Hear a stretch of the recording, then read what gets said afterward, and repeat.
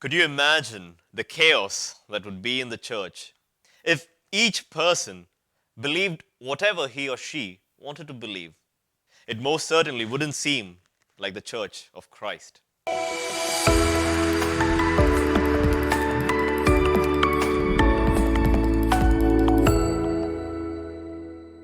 My dear brothers and sisters, Christ our Lord built only one church, an assembly of the people of God.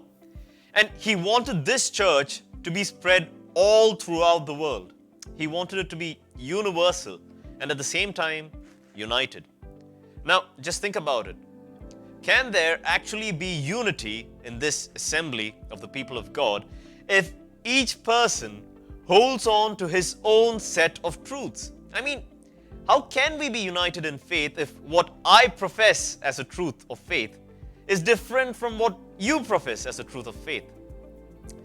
My dear brothers and sisters, our blessed Lord was not a fool. He knew the chaos and the confusion that would result from a situation like this, where everyone held on to one's own set of truths.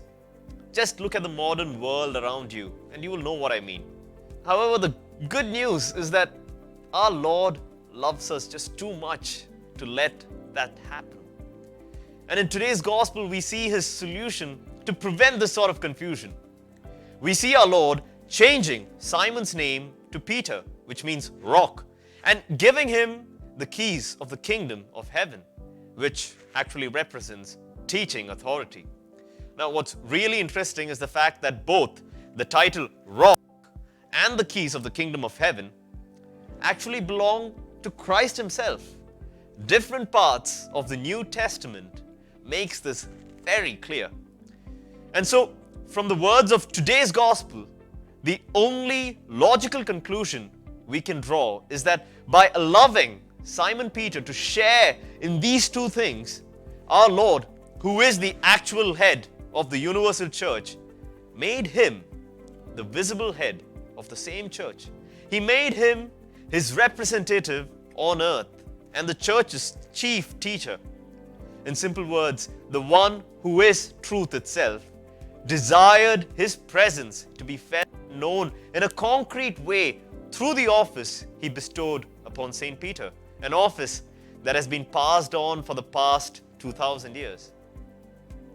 And so, my dear brothers and sisters, celebrating the feast of the chair of St. Peter is not about celebrating the making of a chair upon which St. Peter sat.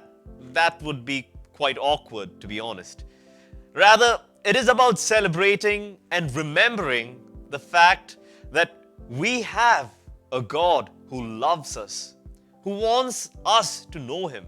We have a God who desires for us to know the saving truth, to be united in that truth, and to bear witness to that truth as one united family.